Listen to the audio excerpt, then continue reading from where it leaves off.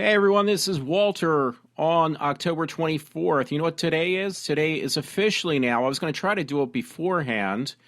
I actually did not make it. It is officially Back to the Future Day. It is October 21st, 2015, the date that was mentioned in the Back to the Future movie. So this is officially that day. We are not using hoverboards. We don't have laceless sneakers yet. And all this other shenanigans that we were supposed to have. You know, it's just a movie, I understand. It's just kind of funny. I am grabbing a swallow. You know, I totally forgot to look up this name. I was going to do it before I got on air. I was actually watching the new Big Bang Theory from the other day. I think it was last night. 2 days ago. Let me think. Big Bang Theory. Big Bang Theory. The comic guy. And I said I was going to do it, and I found all these stories instead. So, Stuart. Yeah, you know what? I hate to say it, but I think I'm actually a lot like Stuart. I am just as awkward, especially with women, because you watch, like, this week's episode, that is me pretty much all the way around. Like, I just creep out women for reasons I don't even understand. So, yeah, I was watching it, and I felt very uncomfortable watching it because it would be probably me, again, all wrapped up into one episode. That's another thing I've noticed with these new shows, the new Big Bang Theories, they've gotten shorter and shorter and shorter now. And it's kind of like disappointing because they weren't that long to begin with. They were like only 22 minutes. And that's like with the credits. Now they're down to like about 18 minutes. So they really shaved it down, I guess, because most of that's going to be commercials. And you know what that's all about. That's because, you know, the actors are obviously being on this long, that show, are probably asking for more money. So how do they make more money? They show more commercials. But literally, if you take all the, you know, the credits in the beginning and at the end of the show and the little, what do you call it, transitions out like they put in, you're probably down to like probably less than 15 minutes. So that is really kind of scary that you're watching a half-hour show, which about at least over half of it is just watching, you know, commercials. So, yeah, that's pretty sad. You know what? I listened to Rush. I'm making sure this was yesterday. Yeah, it was yesterday's show. And I heard this because I was listening. I didn't realize it was yesterday's show when I was listening to it. Like I was actually listening to it not that far off. It's just I got up late again because last night's show went on really long. I'm going to try to avoid that today because I got to get back into a normal sleep pattern of some sort, at least the one I'm going to need for work once this gets settled with my job. Anyway, he had mentioned that Trump said this, that he actually wrote a book, Trump did, and it was called Donald Trump, the America We Deserve. And he wrote this back, I think he said, was it 18 months or 19 months? Rush was mentioning it today. Trump wrote this book and mentioned, he predicted that there was going to be some type of catastrophe with, was it Bin Laden or whatever? Bin Laden. Almost 2 years before it actually happened, he knew there was going to be some type of terrorist attack, and he knew it was going to happen, and he actually predicted it right. So that's going to actually be in his favor because it did come true. You know, he was very dead on almost on this prediction. I'm trying to see where he mentions how far in advance, because I listened to the show today and I actually forgot. I'm going to look through it really quick. It's a lengthy article because actually it's a transcript. And he's not, you know, it's basically saying Trump is not blaming anybody in particular, but it just shows you how a lot of people are fed up with both, you know, sides of the party, just because, you know, it's just fighting back and forth, not really getting the work done, the situation handled. So I can almost see it getting closer and closer to definitely Trump getting in. It could also be, I can't remember another guy's name. You hear his, not Ben Carson, is it? I got to actually check that one up.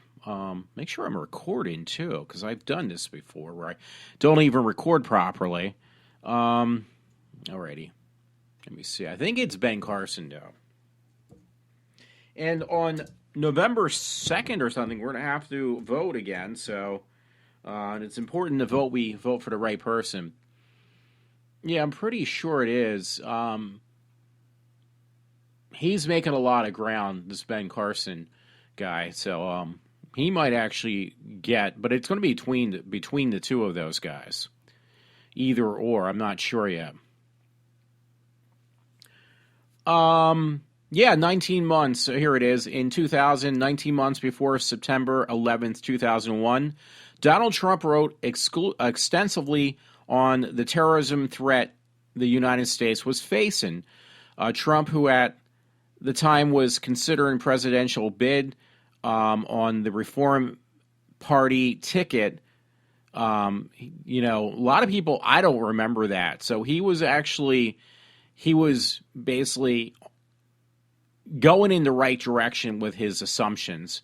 And again, it said somewhere here, I think it was he actually did say that he was, basically he thought it would be like this, if I'm correct, was it bin Laden. And he named who would do the attack.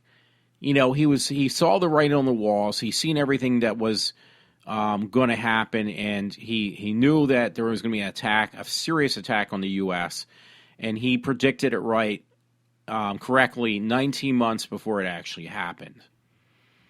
But I just posted it on my Facebook page. If you want to look at the whole thing, unless it means maybe I meant Saddam Hussein. Maybe that's the one he was mentioning. Anyway, if you want to look at this article, because it's a transcript, check it out. I have the link on my Facebook page, and it was actually yesterday now. Yesterday's news on Rush Limbaugh. So, it's definitely interesting that he named that one correctly. Let's see if I have any more political ones lined up right this second. I probably don't. So, that being said, it was funny.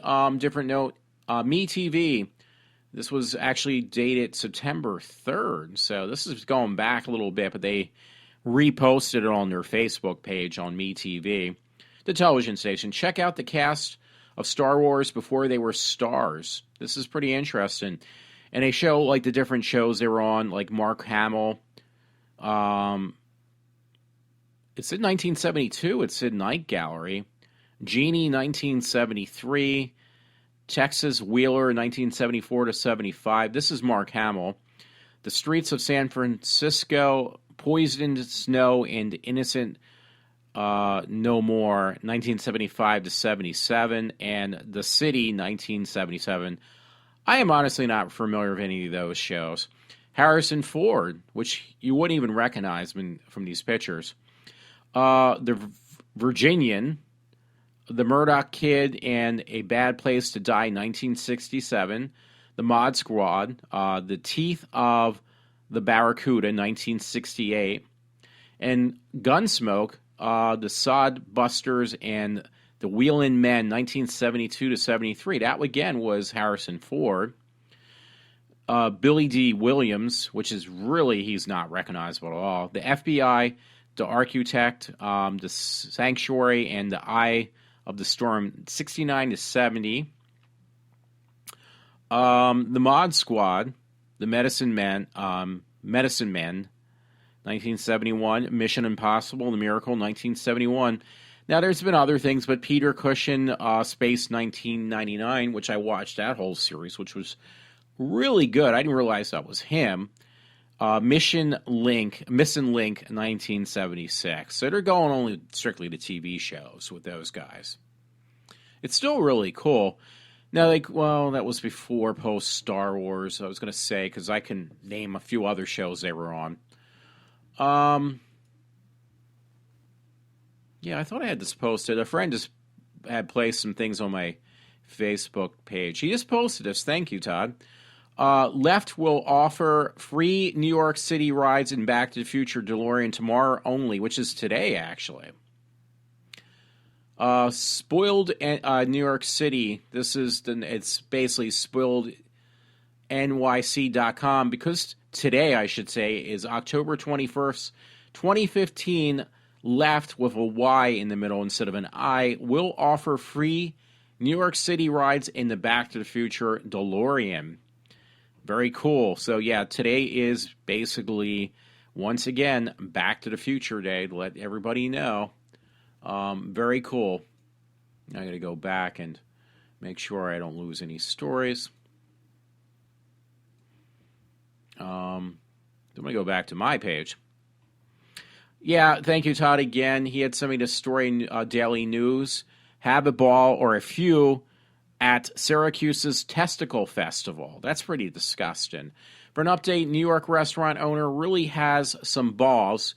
From some 25 years, Terry Riley, who owns Riley in Syracuse, has customers going nuts every October, no puns intended, with the mouth-long Testicle Festival. That is really sick. The event's biggest attraction is free, all-you-can-eat fried balls. When the festival started, it focused on fried turkey balls. Since then, the offerings have expanded. I don't even want to know. I don't want to freaking know. That's just disgusting. I'm sorry. And hopefully this is turning out pretty good.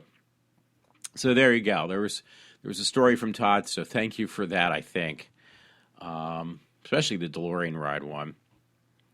TV Guide once again has on the cover, it seems like, Supergirl, which I did buy that one, and Ash versus Evil Dead, which I really am hoping that I can actually order that on iTunes. I should wait till I get back at work, though. I don't want to get myself in too far debt.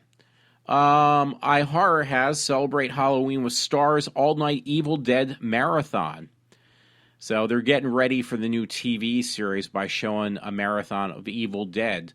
It'll be pretty darn wonderful time to be an Evil Dead fan, as not only did we get a badass remake back in 2013, which I personally enjoyed, but now we have the original franchise gets a sequel, so to speak, in the form of an upcoming TV series of Ash vs. Evil Dead, where Bruce Campbell reprises the part. There we go. That's on iHorror. I'm not going to screw it up. I'm just going to plow through these. I have to thank, I had borrowed some pictures. Patty Mullen put a self-portrait up of herself. She actually looks really hot still. I think she looks better now than she did when she was younger. And I had taken this from Jerry Treadway's photo thing. He has a lot of pictures of Pat Benatar. She still looks really good. I love Patty Mullen. I stole this from, I shared the link from a friend's webpage, so it looked really interesting. Ultimate Classic Rock, the history of Leonard Skinner's tragic plane crash 37 years ago. 37 in a row. That is right. It's on ultimateclassicrock.com. Leonard Skinner has established himself as one of the most successful rock bands of the 70s by the time they released Street Survivors in October of 1977. The group's career would come to a tragic halt just 3 days later on October 20th, 1977, when their twin-engine plane went down in a swamp in Gillsburg, Mississippi, killing 3 of the band members, a tour manager, and both pilots on impact. That is pretty cool. I did not know that. I think it's Mississippi. Correct me if I'm wrong, anybody. But I did take that story from a friend, so I hope they don't mind. It just was very interesting. It was actually 2 days ago, or 1 day ago.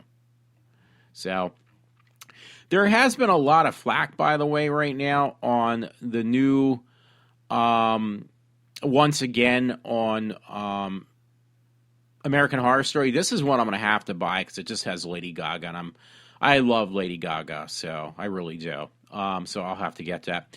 But there's a story on the Week in the Hollywood Reporter on this. It's actually a video, and I think it's the one guy who's a director. He basically is quoted by saying, "I really think she's an artist of her generation." I agree with that. I think that she can do everything.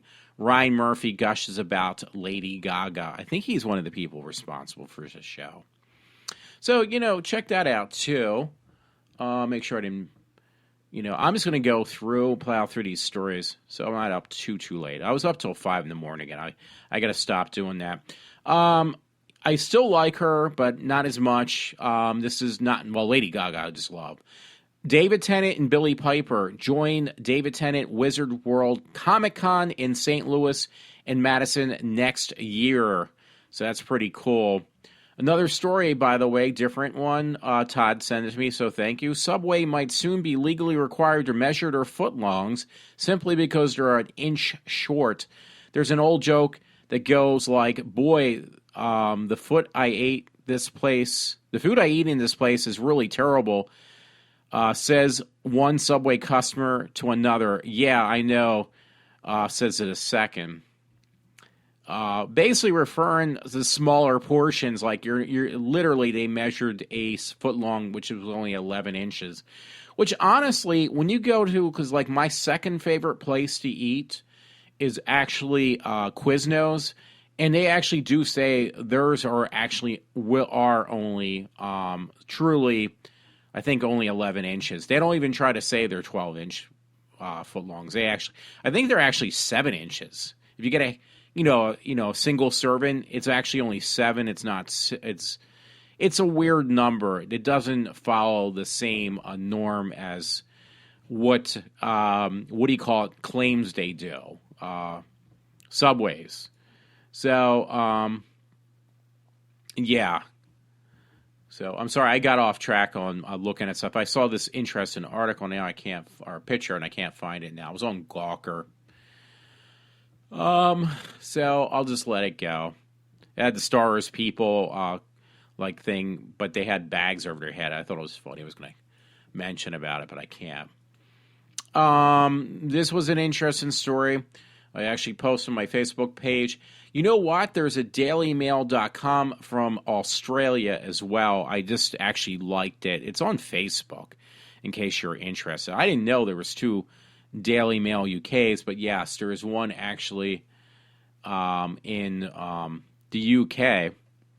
So it's nice to know, because I did not know this myself. Now I do. I'm just going to bookmark this story for now. One I probably will not read. Okay, since I already brought up Daily Mail, I just caught my attention. Not the one I wanted to read. Back to normal. Gezel Bunchton goes makeup free as she heads to Boston. I really fucked up that name.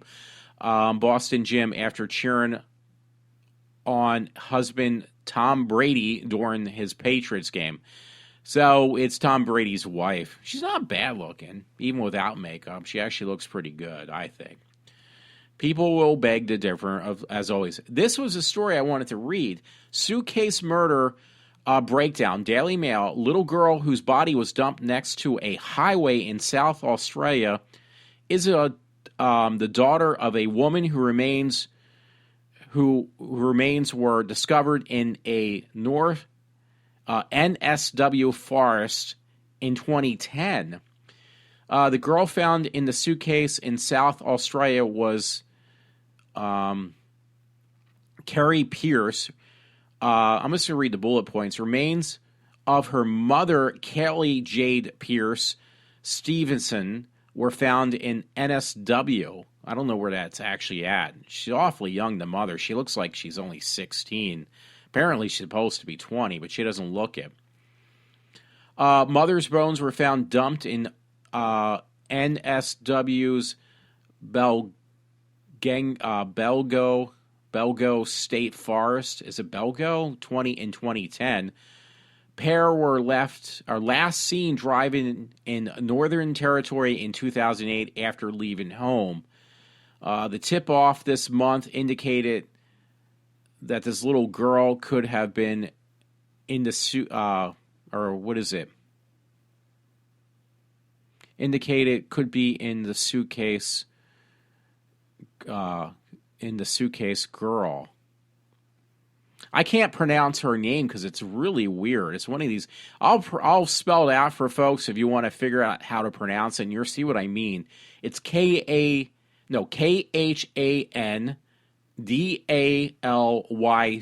That's the name of this person. I can't even figure out how to pronounce it. Police were given photos of the girl wearing a dress found in the suitcase. So I'm not sure. They found the mother and now they found the daughter or something like that. I think they found the remains of the little girl is what I'm gathering. But anyway, yeah, that's on the Daily Mail. Ooh, Hamlin's is just going through our neighborhood. At 12:26 a.m.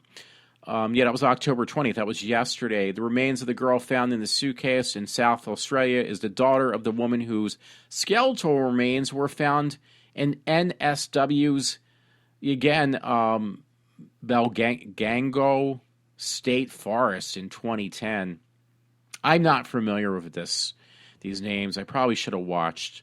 There's a couple of video segments. So it is a little bit strange. It's almost like foul play that both were murdered, but somehow their bodies are, one just showed up, and the other one had shown up a couple years ago, I guess, so to speak. Story on Jenna McCarthy. I'm going to have to keep that for later, I guess.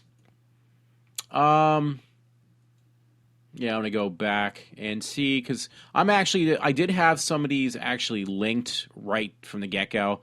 I really just wanted to honestly spend more of my time discussing, because it is the day I've been waiting for a long time, the day that marks a lot of people's calendars as Back to the Future Day once again. Unfortunately, there's always a lot of really negative stories I can find. And honestly, I don't do it intentionally. They just seem to find them. I seem to find them. Yeah, this was interesting on the Daily Mail. Hopefully it's nothing too difficult for Walter to pronounce that I can seriously screw it up once again. But on Daily Mail, this was pretty funny, actually. Again, this was for the Daily Mail Australia. Yeah, there isn't actually a Daily Mail Australia. Sprung scantily clad wife busted cheating by her husband after her sexy snapshot revealed another man's boots in their hotel room. So, yeah, she seriously got busted. She's not bad looking at all. So, yeah, she couldn't get out of this one, honestly. Again, she's got a pretty nice body, too. I just love these women that are married and cheat on their husbands and act like they're come up with some excuse that it's their husband's fault why they had to do it. It's never their fault. Anyway, let me just read the bullet points. I'm best with that sometimes. A series of snapshot photos of a woman posing in lingerie have gone viral. The image shown a woman named Chelsea posing in her hotel room. She sent the images to her husband, who spotted another man's boots. The boots were tucked under the TV cabinet in the hotel room behind her. Chelsea's husband accused her of lying and said he would call a lawyer. Some have questioned the authority of the photos and texted messages. So that's pretty good. Woman truly got busted. That is hilarious, actually. I think it is. So, hey, if you're going to cheat, do a little bit more carefully. Now, this was not anything. It actually is the Daily Mail. Give me a minute to take a swallow. And I was hoping there was something more to it, but I can't find it. It's actually video footage. But it says football player, not football, but it's actually soccer, because this is Europe. player gets the worst ever medical treatment. Like, the guy is put on a stretcher, he gets hurt, and the guys that come out in the field to, take him out on the stretcher because he probably hurt his leg, kept on dropping the man. I thought it was really hilarious. It isn't actually funny for the guy. This is, basically probably a UK article. But again, it's more of a video. There's no actually article for me to screw up this time. Again, I thought it was interesting because it was kind of funny. They keep on dropping the freaking guy on the field, though. So I just had to mention that. Yeah, I have to see if this one is actually lined up. This is actually, I think this was another one from the UK, not the UK, it's the Daily Mail Australia. Now, I had some like weird fetishes, but this one actually probably takes the cake. She's a really beyond cute. She's really kind of hot. This Korean girl, she makes her living on gorging on tons of food. It says BJ Fitness Fairy, the Korean sensation who shares incredible dinners. I mean, it says former bodybuilder BJ Fitness Fairy is one of 5,000 broadcast jockeys who have signed up to connect with online community dedicated to watching their nightly dinner binge. Like, she'll eat enough food for a bunch of families, and she's built like a toothpick because she basically works off all the food she eats. So, but every night, guys get off and see her eat a plethora of food. I'm not even kidding. I'm talking a plethora. So let's see what the bullet points say and what it's titled again. Meet South Korean binge-eating TV stars. Thousands of lonely viewers tune in to watch a young woman gorge on enough food to feed a family in one sitting. The bullet points. Thousands of Koreans have signed up to participate in a new eating trend. Broadcast jockeys eat large portions of food while streaming it online. Experts say the shocking trend is a symptom of widespread loneliness. Online eating is a non-traditional way to experience a communal dinner. Former bodybuilder BJ Fitness Fairy earns $4,000 a week for participating. She has been known to eat 3 pizzas and 3 fried chickens in a day to maintain her basically she's very thin, civil figure or whatever. She spends 5 hours a day working out. See full story of Kimchi Crazy on Tuesday's Dateline at 9:30 p.m. on SBS. Yeah, she is incredibly thin. She's really cute, but she makes that kind of money by just basically gorging out on like a plethora of food. And she's like working. They show a workout picture. She's got a whole workout, the spandex on everything. And she is built like a toothpick. So I don't know how she does it. I guess if she would stop working out, she would blow up like a balloon, I would assume. But they show her, she's got enough food that would make anybody kind of like sick just watching her.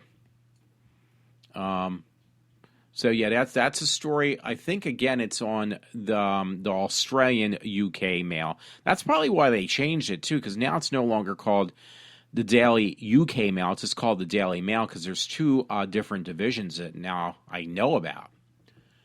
I did read this other story I have lined up, and I screwed it up about the suitcase girl, so I won't read that again. Yeah, the South Korean girl. She is really hot, though. Those Asian girls are really hot. Yeah, I do have a bunch of stories, and I also read the one about the woman getting caught cheating on her husband. These were all Daily Mail stories. I think I read this the other day, and I just mentioned it, but I'll mention it again. BestHorrorMovies.com again has this article marked yesterday. PTC declares American Horror Story Hotel the most vile has the most vile contents ever. So yeah, they're really getting nailed on the American Horror Story. This was on, I'll mention again, BestHorrorMovies.com. The central folks with the Parents Television Council seems to have a bone to pick with Ryan Murphy and his evil Brainchild American Horror Story. So, yeah, I might have read that, so I won't bother to, read it again. So, I think almost three-quarters of these stories were sent from Todd. Now, this is an interesting picture I got to look at real quick. They show a guy almost getting hit by a shark. It can't be for real. Oh, I'm sorry. I thought it might. Oh, some snake actually.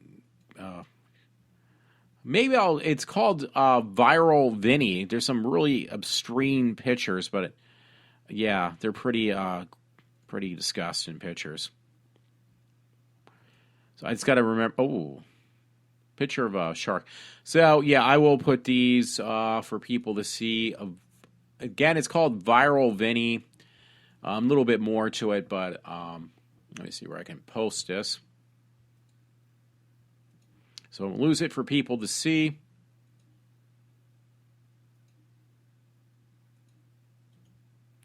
And it is going up right now. Probably seen most of these photos before if you're into that graphic stuff. Anyway, the story I was actually going to read was thank you to Todd. Eduro Sanchez busted filming young boy in restaurant bathroom. That was yesterday. On Friday, a boy was with his family at a restaurant when he went to use the bathroom. As he was in the stall, he heard someone entering the neighboring stall. As he was sitting on the shitter, the boy told police he heard the sounds of a cell phone being turned on. Moments later, he looked up and seen someone filming him over the stall partition with a white cell phone. Hey, it wasn't mine. I'm telling you, mine's gold, so it wasn't me. The boy yelled that he was calling the police, causing basically Sanchez to run out of the bathroom. Unfortunately for Sanchez, this kid wasn't an idiot. After calling his father over, he was able to pick out Sanchez by his shoes and pants. So that's pretty, it's pretty bad, but it's kind of funny. I'm sorry. I just got that Sixth Sense humor. You know, that reminds me, I saw this movie. I actually bought it because I was going to see it in the movie theaters. It was cheaper to buy on Amazon. So I'm going to look it up right now because it was Halloween something. Yeah, it's on my, I had it up earlier. But it was supposed to come out in the movie theaters this month. It was definitely a Hollywood-made film, but now most of these movies are made in, here it is, Tales of Halloween. So it was not that good, I'll just let you know now. It was entertaining. It's good for Halloween. It was $9 to buy it and $7 to rent it. So I figured, you know what, just in case I can't get through the whole thing, I will just fucking buy it. So the movie was pretty bad. It was definitely funny, though. Well, the thing that caught my attention, though, they're all short. So if you like Trick or Treat or, you know, the movies like, what do you call it, of the Tales of the Dark Side, Tales of the Crypt kind of movies, the other ones, you know, the short stories, you would like this. It's not really that scary. One actually had me scared for a split second. But here's the thing, though. They actually had gotten Adam Green to do cameos, I think, in one or two of them, of the shorts. I thought I saw his name actually on 3 of them. But he's actually not one of the directors this time. I think they just wanted him on there because Adam Green likes being in front and back of the camera. I actually like him doing both. But this time he actually had no say on the other one because it said genres thriller, mystery, horror, directors Darren Lynn Bossman and Alex Caroline, and then it's starring Lynn Shay and Pat Healy, but it doesn't mention him. Supporting actors Barry Bostwick and Joe Dante. But for some reason, they don't mention anything. It was because I looked at the end of the credits. Yeah, Adam Green was in that. So I'm going to see if it was supposed to come out in theaters as of now but I couldn't find it, so I ended up like finding it because I wanted to see it on the big screen. It's not worth it, trust me. I'm just curious. Adam Green's somewhere else his stuff. It actually is comedy horror. It was kind of funny. Okay, yeah, I thought the one girl looked familiar. Grace Phipps. I thought I've seen her before. I'm probably saying her name wrong. Oh, Teen Beach movie. Never mind. Vampire Diaries, Teen Beach 2, The Nine Lives of Chloe King. Yeah, she looked really familiar, and that's why. Let's see what else it had in there. John Landis, Boo Boo Stewart have no Barry Bostwick and Lynn Shay.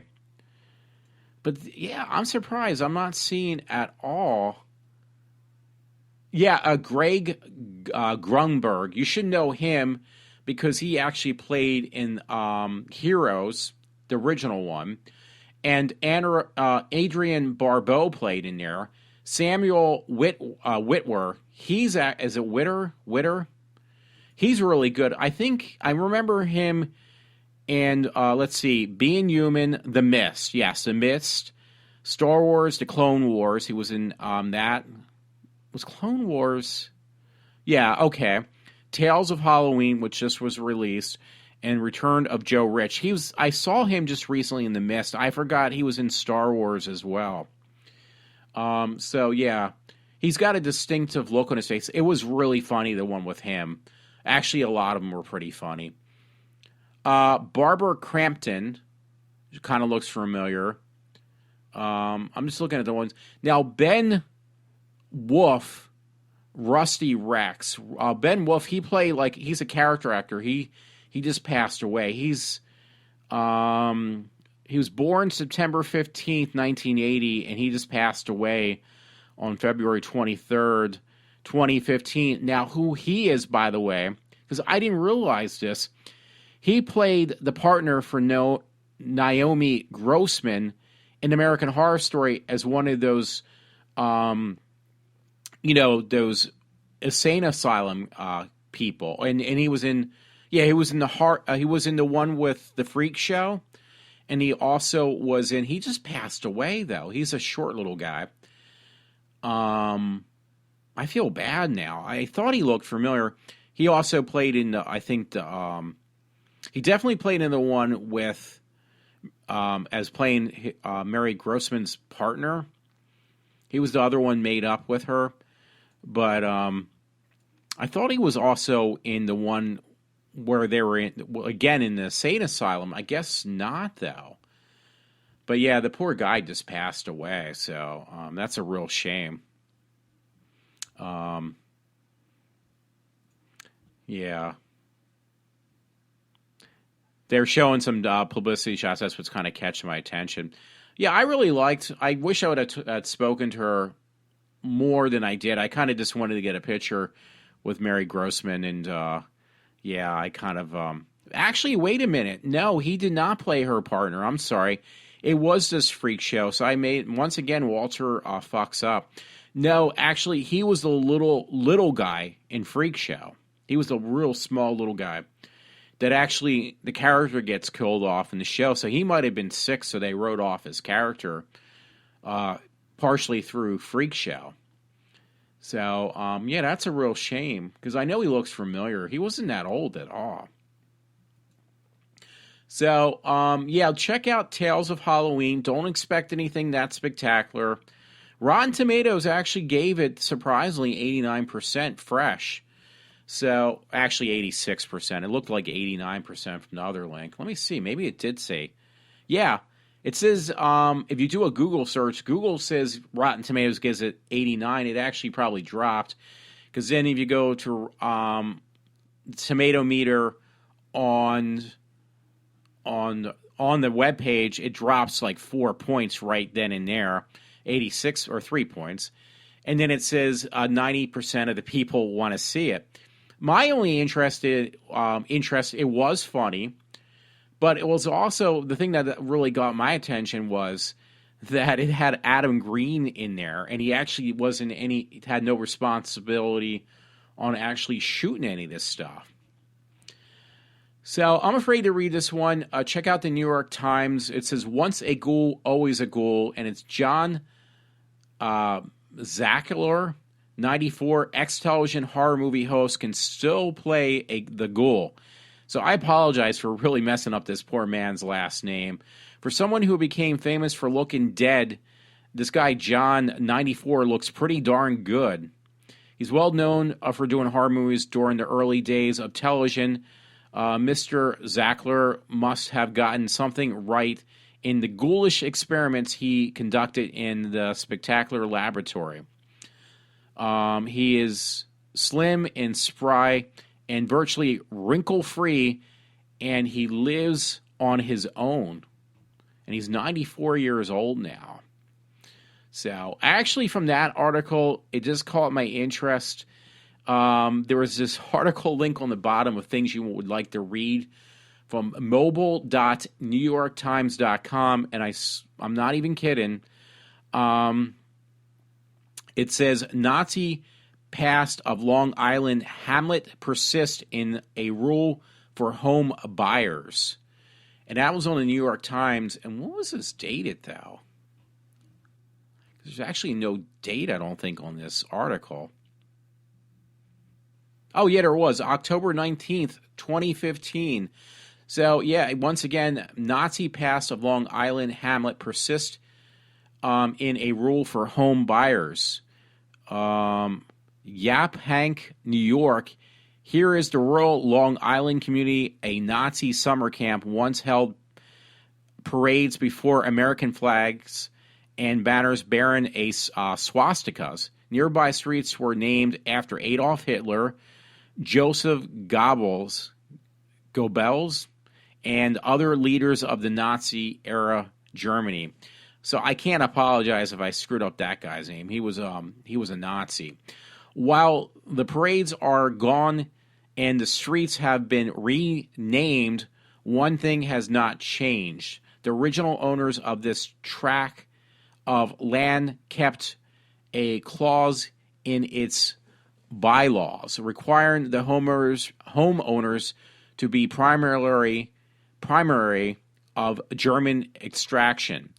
That has kept the community of 45 families almost entirely white. So there you go. It's actually in New York. It's strictly you have to be of German descent to buy a home within this area. It has also left one family frustrated and headed to court to challenge the bylaws. Philip Neer and Patricia Flynn Neer, a couple who lived in a 2-bedroom ranch-style home along the main road, are suing the community organization that owns the land under their house. The German American Settlement League Algen,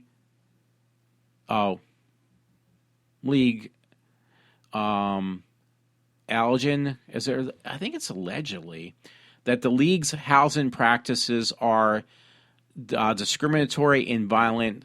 The Fair House under the Fair House Act.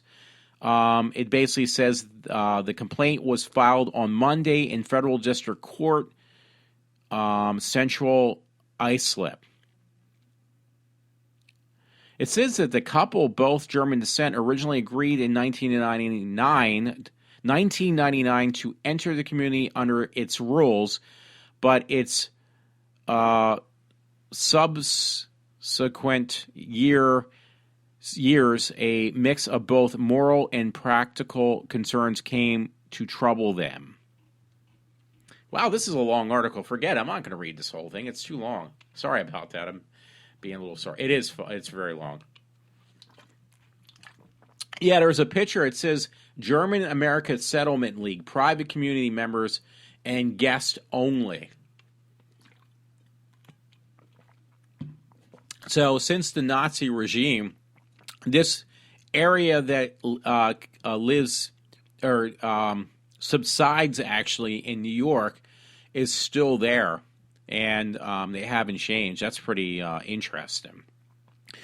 Now, this is a sad story because I know so many people will defend pit bulls, but you know what? There's always that other side, and this is Tanner Smith, 5, mauled to death by 2 pit bulls. This was on the Dream and Demon, by the way. This was yesterday. This was in Texas. He would have turned 6 years old today, yesterday, but on Sunday he was mauled to death by 2 pit bulls. This poor little kid. It said Tanner was with his mother visiting one of her mother's friends when the attack had happened. I'm just kind of looking over to see. According to Tanner's grandmother, the boy had been bitten about 16 times, including a bite to the main artery in his neck. The dog's owner performed CPR on Tanner, but until paramedics arrived, but he would be pronounced dead at the hospital. See, that's a shame. People don't realize they will defend these damn dogs, and they're going to say how sweet and innocent these dogs are. But honestly, there's certain animals that you cannot, no matter how much you try, you cannot domesticate. I am sorry. And I'm just going to say that, and that's my right to mention that. I was going to say this earlier, and I totally forgot. For some reason, my friend Todd sent me a lot of stories, but actually, I think I grabbed this off my friend Matt Harthman's webpage. But there's been a lot of stories on men masturbating. I'm not even kidding. This was the reporter around here, the reporter.com. It's the Lansdale paper. It says police in Hatfield caught a man masturbating in a Walmart parking lot. This is no joke. This was actually yesterday. This was reported.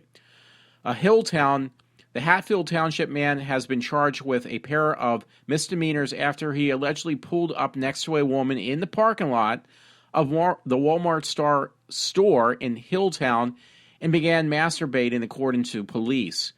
John Pickgill, 52, of the 1300 block of Welsh Road, faces 1 count each of second-degree misdemeanor indecent exposure and third-degree open lewdness. So, I don't know what to say. You know, there's a lot of horny guys, I guess. I don't know, but why? You know what? I felt like, well, more so than normal, I felt like such an idiot because I was like looking for this movie to buy. And I didn't read the whole thing. So this is what I guess it's important to read before I actually put my foot in my mouth, which I did today. Excuse me. It was on cinemablend.com, and it was movie news. What Batman versus Superman would look like in a 1949 version. So they basically took both, films that were put out like miniseries on the big screen, so to speak, of the old 1949 Batman and the old series of Superman. I didn't read the whole thing, so I assumed this really existed because it looked pretty good. So I'm looking where to buy this Batman versus Superman, and it was just made up.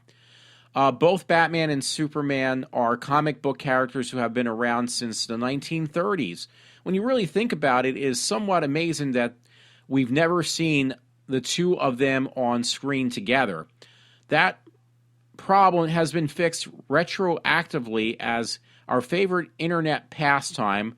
The mashup has been used to show us something quite spectacular.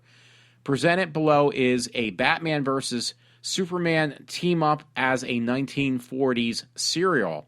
So I didn't read the whole thing. I'm like frantically looking. I'm actually trying to tell people, do you know this is not the original Batman versus Superman? And you talk about feeling like an ass or that you need to put your head buried in the sand. That would be one of those times with this story. Again, that's on cinemablend.com, and it was yesterday's news. This was an idiot story on Channel 12. Thank you, Todd. CBS12.com. Now, get this. Man dances on top of ex's roof after lighting home on fire. So when I seen the word ex, you automatically assume it's got to be an ex-wife or something. No, it's an ex-girlfriend. Indianapolis, CNN WRTV in Indianapolis, a man barricades himself in a house, then danced on the roof as a fire was raging inside Monday. So he set the house on fire, was dancing on the roof. This man said 25-year-old Matthew Russ took his ex-girlfriend's keys, stole her car, and crashed it into a pole in addition to the other thing. Police said they found Russ sitting in a chair in the driveway holding a knife. Russ then went into the house and onto the roof with the knife in his hand.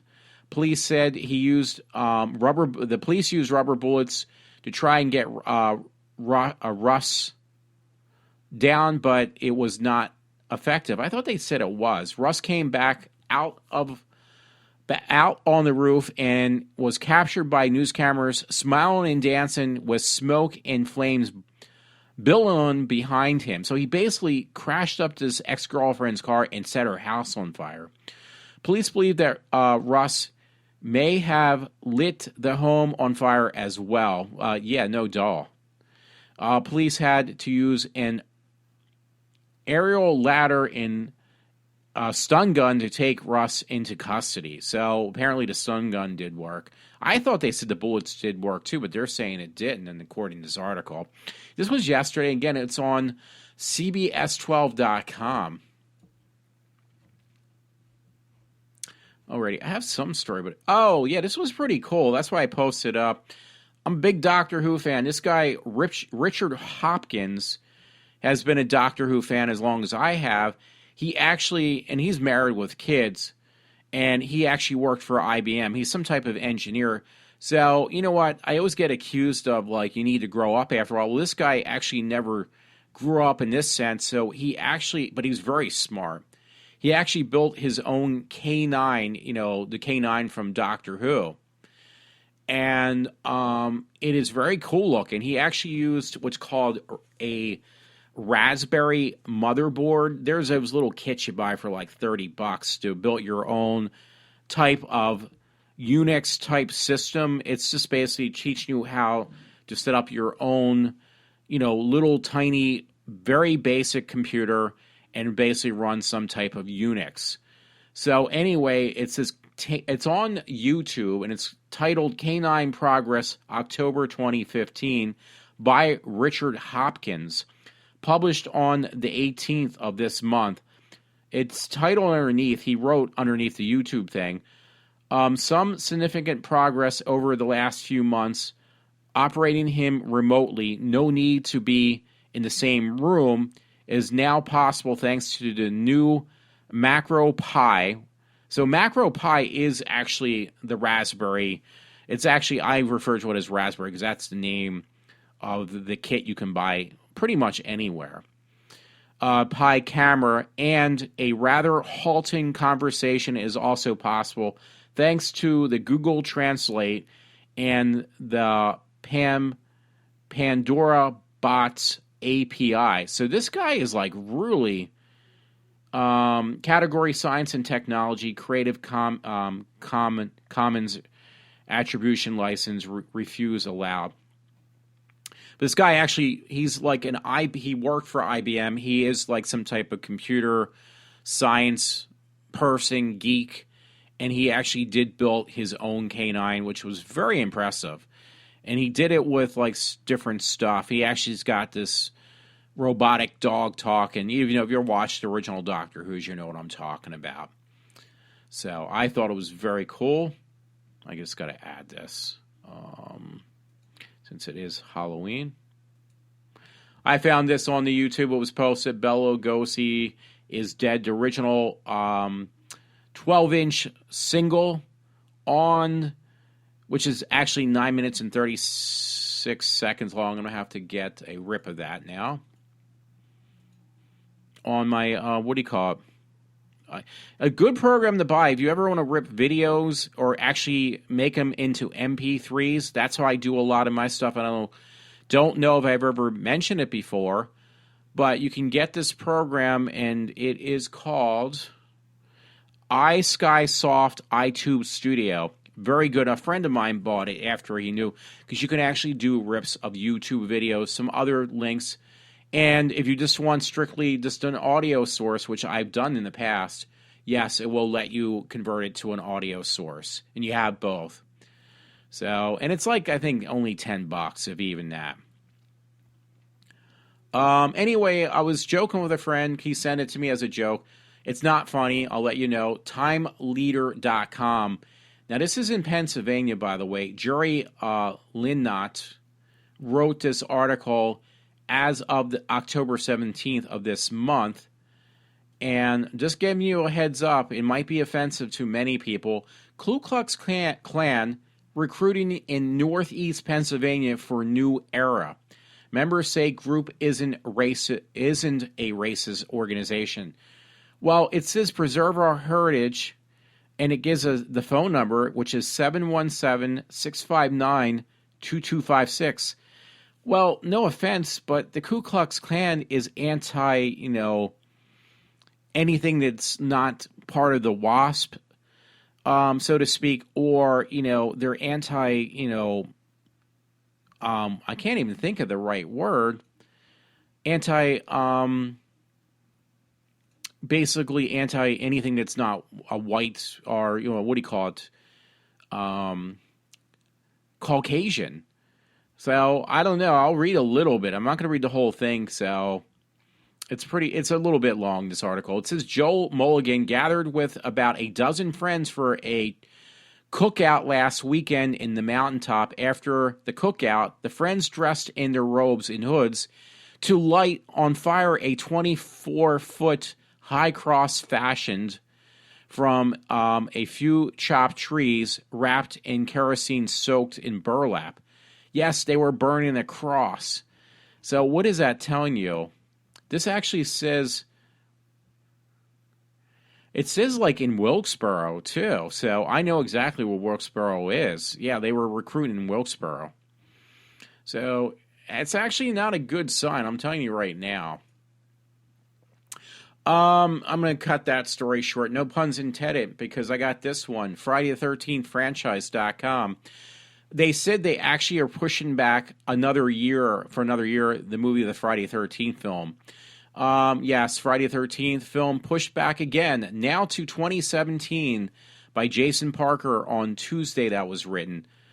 The person wrote, I have been covering the Friday the 13th franchise since 2008 with every rumbling of a new film after the reboot in February of 2009. My excitement would grow immensely. When official release dates are announced by distributors, it is legitimizes that there will be a new film in the theaters in the near future. But now it's been pushed back, though. So that's kind of sucks. Well, hopefully the game will come out before the movie. There was that video game, those guys. They're actually, I got to check that out because it actually went up again. Kickstart, I think it's called. Oh, by the way, if you're interested, Vintees.com for vintage has limited edition zombies. They look like the, what do you call it? Subways. It's got the Subways emblem. It's called Zombie, instead of Subways. Eat flesh instead of eat fresh. And it's that same green and the same logo that, what do you call it? I'm surprised I don't get in trouble for that. But yeah, it says limited time only, ending soon, not sold in stores, these shirts. They will take PayPal. I'm tempted to get one, but again, I really can't afford it because I'm, out of work right now. They're like $23 though. Hurry, almost sold out. I want to see what they were at with that. Yeah, they've been selling out though. It's only going to be on for 3 more days. I was just seeing how much it was with tax. It does look really cool, but I don't wear this stuff. Oh, I put in for 2. Yeah, $50 from the...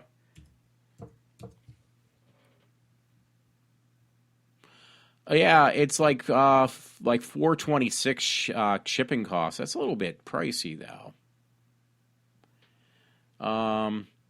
There might be a coupon online, but I'm not actually sure, so... I guess my friend Todd sent me some more stuff. I want to see what he sent me, if anything. No, I actually went through those, so we can erase those. And like I said, I'm going to check again for the Kickstart because it actually went up again. See if I can find it now.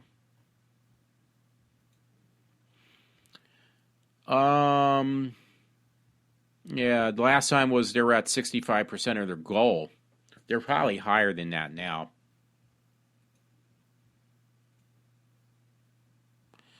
23 days left, and they're at $465,000, almost $466,000. So they're not that far off. They got 7,000, almost 72,000 supporters for the new video game. So that's really good. They're almost, actually, they will make their goal because if they're almost at 5,000 and they only got 2,000 to go, it just sucks for me because I gave a donation to get the game as well, and that was pretty hefty. I think it was like $80 or something. I can't remember. $75, which actually right now I can't really afford. And again, until I'm back at work. But I figured if you buy the game, they're going to charge you just that as much. Yeah, I said I pledged $75, so I can't take it out now. I could, but I really would play the game probably if I got it. So there goes that vintage T-shirt. Another story a friend sent me. Thank you, Todd. Fox43.com. Lancaster mom gets house arrest after beating 10-year-old with belt. This is in Lancaster, Lancaster, PA. Woman who beat her 10-year-old daughter with a belt was sentenced to 6 months on house arrest, according to Lancaster County District Attorney's Office. Her last name is Thomas, 35, plead guilty to assault and child endangerment charges in Lancaster County Court on October 15th. See, this is the thing. When I was growing up, that was the way you would get punished by your parents. They would basically get the belt out and whip you over the ass. Now that's considered some type of assault, I guess. I don't know how bad she got with the kid. Thomas must also spend 3 months on an electronic monitor supervision, followed by 14 months of parole, then 8 years of probation. I think that's just a little too much. The abuse came to light in January 2015 when the staff of her daughter's school noticed bruises and swelling. The girl told police that her mother hit her about 15 times with the belt. Thomas later admitted to the abuse, prosecutor said. I mean, yes, that sounds really cruel of me too, but I remember years ago, my one friend Trevor said that his brother mouthed off to the dad, and I mean, I hate to say this, but he like pushed his luck way too far one time with, not my friend Trevor, but his brother did. And the father basically didn't say a word. He is like one of the silent, strong type. And he basically just knocked, wailed, wailed Trevor's brother, half-brother actually, in the face, broke his fucking nose. And you think, oh, that's really cruel. But I hate to tell you, his brother never fucked again up, screwed around with the dad. And the guy grew up, believe it or not, he grew up pretty good. He got a really good job and everything else. And, I mean, you're probably thinking, well, hey, you can't hit children. And, yeah, well, sometimes you gotta punish kids for being bad, because if you just tell them, oh, you got to go to your room for a quiet time, that's not going to stop them. Once in a while, whacking a kid might be, I hate to say this, obviously nobody agrees with this anymore, but we had these discussions growing up, that, trust me, when you knew that you did something wrong and your parents gave you basically that death threat, you would never fuck with them again. You knew that was like, okay, I won't do that again. You learn from your mistake the first time. Now it just seems like, these kids don't learn. No offense. They're going to do it over and over again because they know they can get away with it. So the only way you can, I mean, I hate to say it, I don't think the girl should have had welts, but I'm sure that girl's going to remember her mother smacking her and tell, if you did something wrong, that will stop them if nothing else will. No offense. So I can't completely blame that woman. That's the bottom line. That sounds awfully cruel of me, but I'm just saying, because I grew up not that disciplined, but I know people that did, and it actually probably was the best thing for them. I hate to say it. Anyway, I don't have too many stories, so you're in luck if you are listening to me. I think I actually just deleted one story.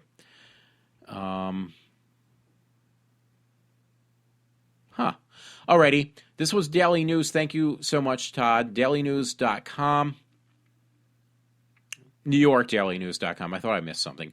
Maryland police officer no longer on the job after he accused of biting another man's testicles.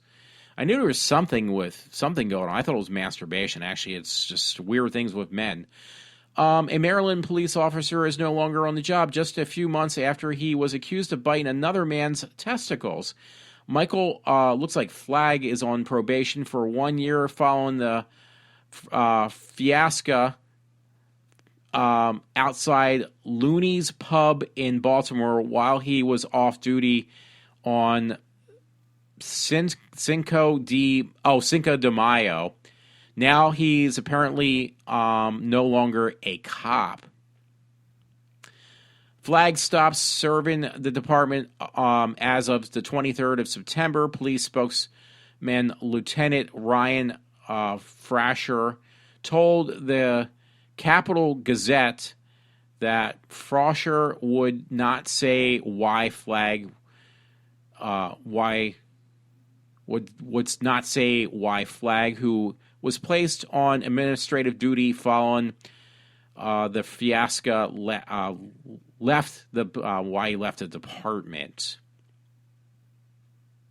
During the fight, the victim straddled Flagg to keep him from getting away, and the Andrea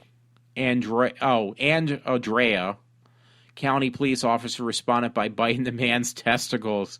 Sorry, I really screwed that one up too. The victim had accused Flagg of groping a female friend. The 31-year-old Flagg was convicted of public intoxication and endangering the safety of another person. He was not prosecuted on the more serious second-degree assault charge, though. And it sounds like they're not prosecuting him. They're basically, he just was let go, so to speak. But yeah, it was this guy, he bites somebody's testicles out. I just don't understand these people. Anyway, for everybody, good news. I actually went through all my stories that I actually did put up. I can't believe I was able to do that. Not saying I did it correctly. I'm just saying that, yeah, I'm done. So, yeah, I will have to give this page again, by the way, because this one's news to me. And once again, it's Daily Mail, but it says Media Publishing, but I think this is the one. There's two of them now. But there's one for the UK, and there's another one for Australia. So, excuse me, I'm belching up a lot. So, yeah, check them both out. Excuse me. Because I think they run different stories on either one, so it's not like the same all the time.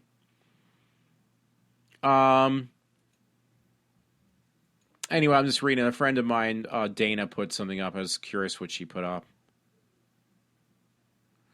Poor girl suffers from MS, and, she's a friend of mine, so I always try to see if she's okay. I don't talk to her, but at least keep an eye out in the background, so to speak. How's that? Folks, I think I did go through all my stories tonight.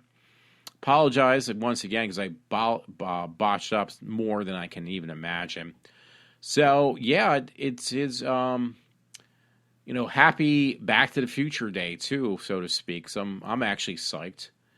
Hopefully my show doesn't sound too bad, and hopefully you enjoyed my with whoever was listening. And I just want to wish everyone a good morning on October 21st.